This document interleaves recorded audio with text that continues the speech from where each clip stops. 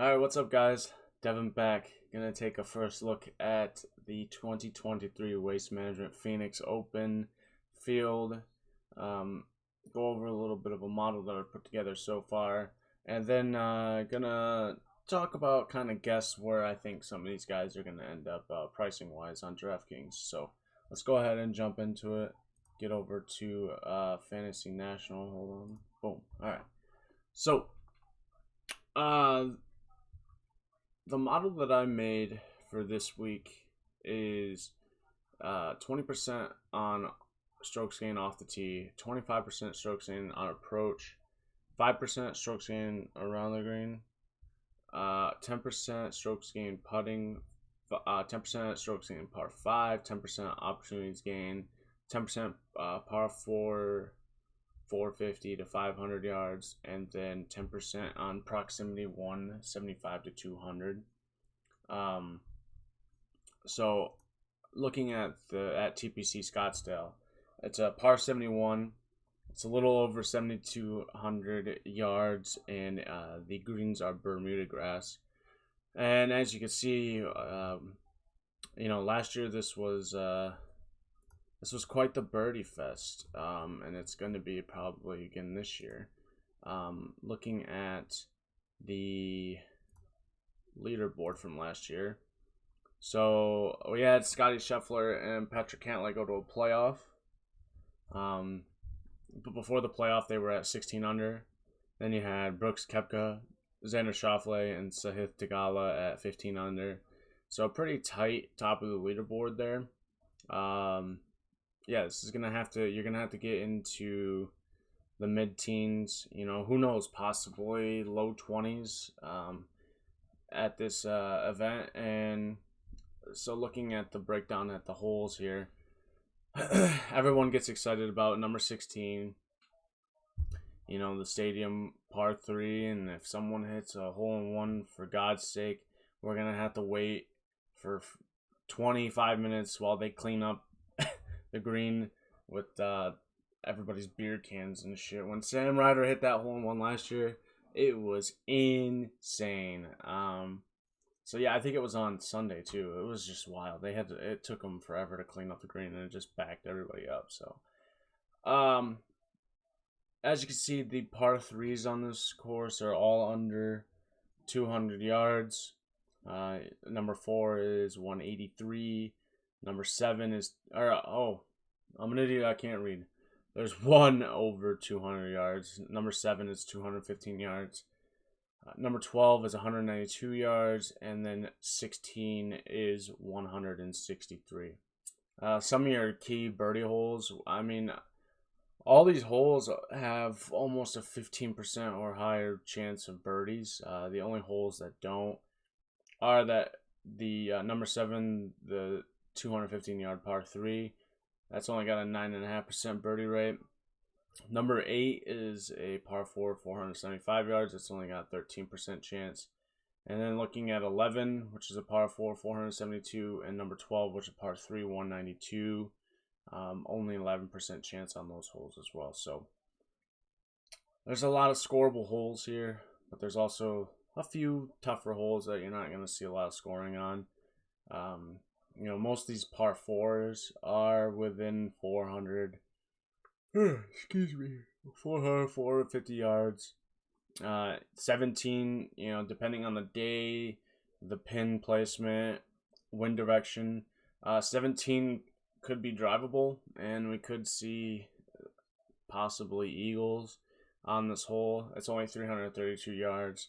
And again, if it's playing downwind, if it's firm and it rolls out, we could see people getting to the green in one. And yeah, so that's a big birdie hole right there. So moving back to the model here. So yeah, I did the last 24 rounds, and as you can see, Rory McIlroy came up number 1 for me. I was surprised. I thought maybe it would be Rory and Jon Rahm at the top, but Jon Rahm kind of gets bumped down because of his approach and around the green. So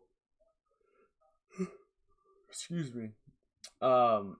yeah, Rory just all around, and he looks good. But guy that I'm really looking at this week is Tony Finau, and honestly, at this top of this board here, in the top 10, guy in the top 10 of this model, and this is probably gonna change with like pricing or whatever when it comes out tomorrow, but there's the guys up here that I'm looking at are Tony Finau, Max Homa, Sung J M, Xander Schauffele, and you know I'm interested in Colin Morikawa. I'm interested to see what his pricing is gonna be, but yeah, there's a lot of interesting choices up here, and as we move down in the model, you know I didn't even see Jason Day. Jason Day's been playing pretty well. Curious to see where he lands. I would assume Jason Day, with the how way this field is loaded, would be in the 7K range, probably in the upper 7K range. But there's a lot of guys here. I apologize. Apparently, I'm really tired. There's a lot of guys here that are very interesting. I mean, this is a big field. This is gonna really show, looking ahead to these elevated events and the majors coming up. This is gonna be awesome. This is gonna be awesome to watch. I'm really excited. So yeah, you got Cam Young, who just finished second on the Asian Tour. You're going against all those live golf guys. Finished second to Abraham Answer. You got Tom Hoagie at 13, Tom Kim at 14, Siwoo at 15, Tommy Fleetwood, first time we're going to see him this year on the PGA Tour, at 16. Scotty Scheffler 17, Colin Tarrant 18, Trey Mullinax 19, Hayden Buckley 20th. And then also Shane Lowry. This is going to be our first time seeing Shane Lowry as well. And Tyrrell Hatton. He's down here somewhere. But moving forward, so I want to kind of guess. I'm going to take a stab at guessing what we got going on here. I went to the 8K range. But I'll talk about some guys lower that are gonna be like the 7K and 6K range. Sorry, just got to deal with me yawning. So in the 10K range, I think we're gonna have 4 golfers. I think it's gonna be Jon Rahm, Rory McIlroy, Scotty Scheffler, and I think Xander's gonna be at 10K.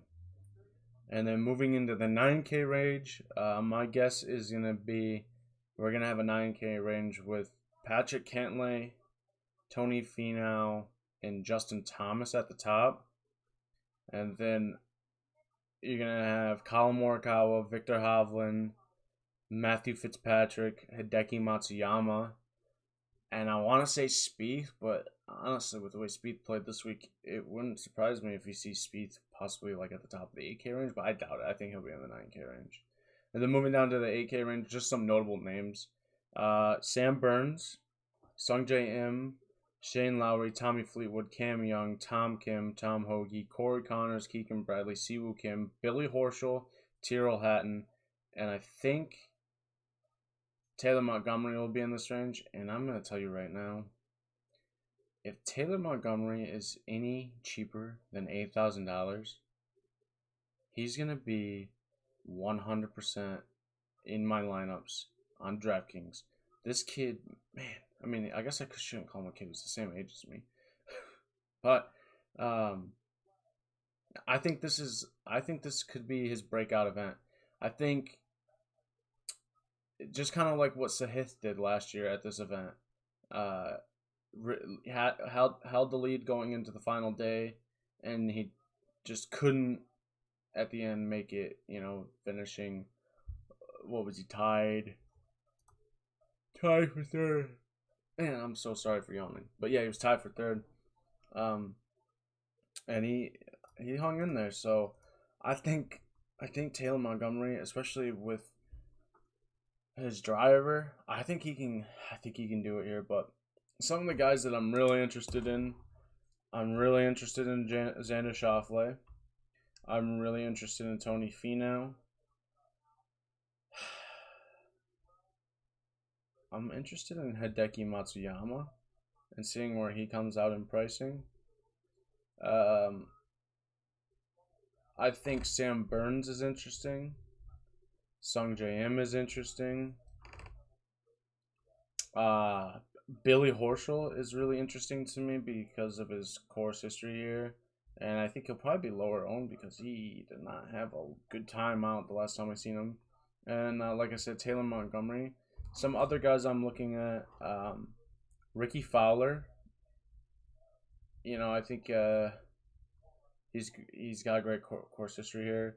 That swing change seems to have revitalized his game, and I think he's gonna come out here to a course that he loves, and he's gonna put on a show. Another guy that I think is interesting is JT Poston. He's good in these birdie fests. He played well here last year, and I think he's gonna be in that 7K range. Ricky will be in that 7K range. Another guy that I like, who I had this week and who is still playing because Pebble Beach got suspended due to darkness, and they're finishing up like the last 9 holes tomorrow. And this guy is contending, and I think he might pull it out tomorrow. Brendan Todd, he has a good course history here. He is striping the ball right now, and he is putting insanely good. So I'm gonna like Brendan Todd. He's probably gonna be in the 7K range this week. Try to think of some other guys that I saw that I liked. Keith Mitchell off the tee, amazing. He's kind of falling behind in the at Pebble Beach right now, but I really like Keith Mitchell. He'll probably be in the 7K range unless he pulls a victory out, but I just don't think he will. Some other interesting guys. Davis Thompson is going to be interesting to me because I think he's going to be really cheap. Low 7K, possibly 6K range. So I like Davis. We're going back to Bermuda, so it'll be a little bit better of a chance for him. But he can he get it done in a birdie fest is the question. Fortinet, 9th. Shriners, 12th. Didn't do well at RSM.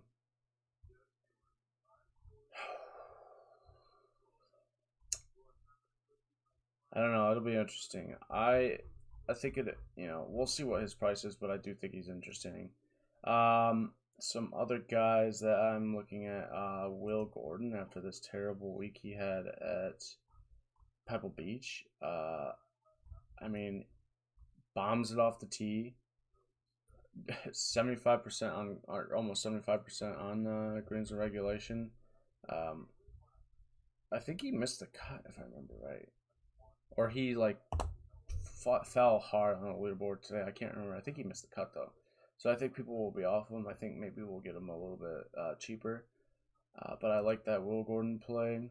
I'm trying to see if there's anybody else that I really like down here. Thomas Dietrich would be interesting. I'm gonna write that name down. I'm sure he's going to be in the 7K range again with all the big boys back. Russell Henley is very interesting to me. There's a lot of names that are really interesting to me. So, yeah, I like a lot of guys here. And it seems like the process has been good over the last, few weeks. I just want to look at... last week, I was all over Brendan Todd. I was all over Keith Mitchell. Unfortunately, I was all over Jordan Spieth. Streelman just barely made the cut.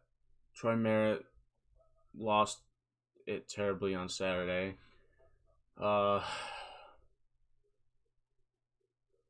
Yeah, it seems like the process right now is really good, and I'm saying names for a lot of guys that are coming out on the top of these leaderboards. I was all over Max Homa when he won 2 weeks ago. I've been all over Taylor Montgomery when he almost pulled off. I was all over Colin Morikawa that same week with Max Homa. It seems like the process is good, and at some point it's gonna pay off, and I'm just trusting the process.